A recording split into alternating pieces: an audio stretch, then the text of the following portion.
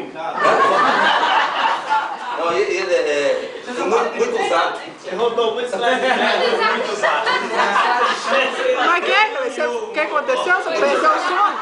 Mas perdeu o sono? Como é que foi? Perdi o sono 3 horas da manhã, mas o Zerê soltando foguete enchendo meu saco. Você é da puta. Eu também acordei 3 horas da manhã.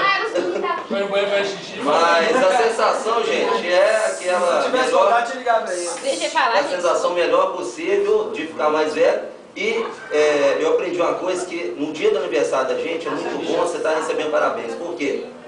Porque é mais um ano de vida, né? É.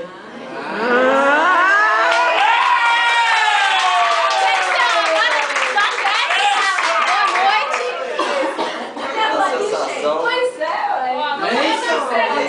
parabéns, muita gente ligando.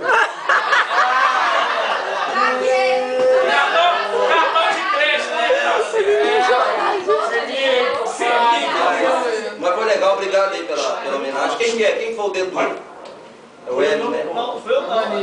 Você tá com